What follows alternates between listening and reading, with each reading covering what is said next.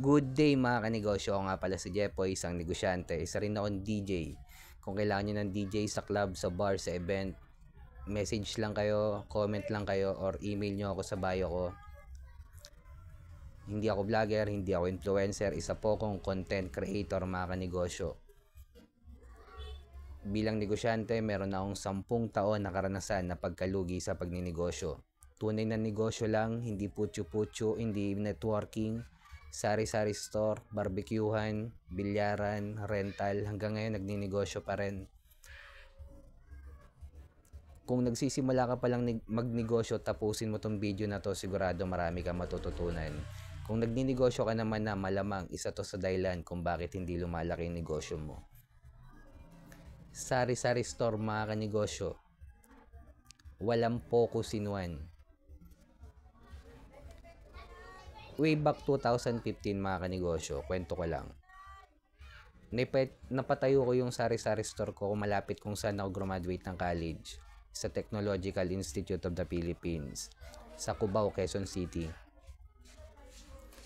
Dalawa lang kasi yung branch ng TIP, isang Manila, main branch, second branch, Quezon City.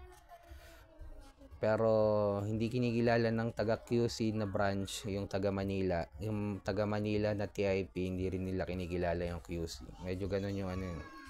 So anyway, ako QC boy ako eh.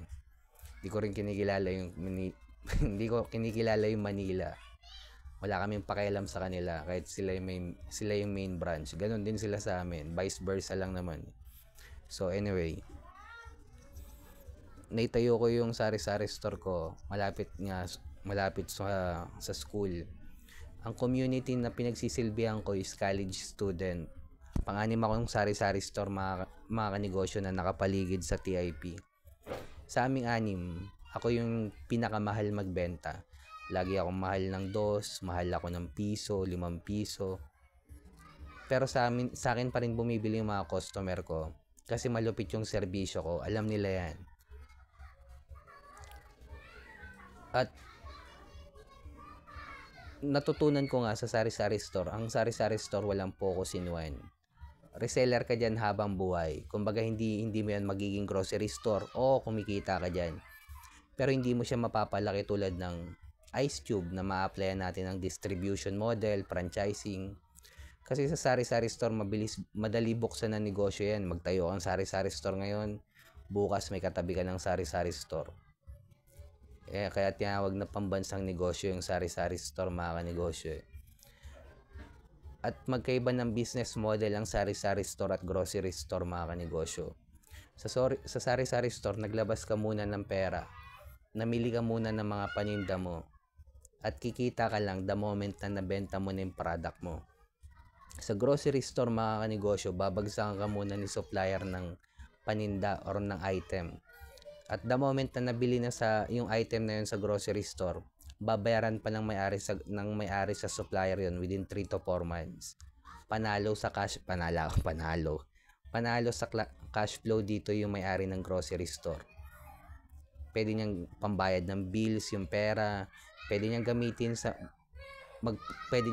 sa mabilis na paikot ng pera within 3 months to 4 months na walang interest.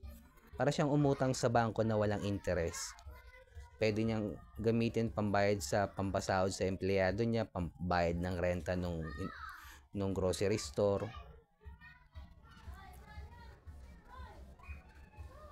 Kaya never magiging grocery store ang sari-sari store mga kanegosyo. Hindi masama ang sari-sari store. Huwag mong i-close yan kasi nag-generate pa rin naman ng income yan mga kanegosyo. Ang sinasabi ko lang dito, ang sari-sari store hindi natin may scale up sa level 2. Hindi natin ma-applyan ng franchising yan. Hindi natin ma-applyan ng distribution yan. Habang buhay ka dyan sa level 1. Ang tinuturo natin dito mga kanegosyo, yung business model mga kanegosyo. Doon yung tunay na kitaan. At kung nagsisimula ka pala magnegosyo, sikapin mo mag-focus in one. Hanapin yung community ng mayaman, i-scale up sa level 2, business model yan, applyan ng franchising, distribution, manpower, software, licensing, platform. At pang-apat, kailangan na natin gumawa ng original content bilang negosyante, mga kanegosyo. Dahil ito na ang labanan ngayon bilang negosyante, kasama na sa laban yan. Mapapansin nyo, mga kanegosyo, yung kumikitang negosyo, puro gumagawa ng original content or nagtitrending. Kaya kailangan na gumawa ng original content bilang negosyante. Bawal na mahiya. Kung matanda ka na, utusan mo yung anak mong bata, videohan ka araw-araw, i-upload sa social media.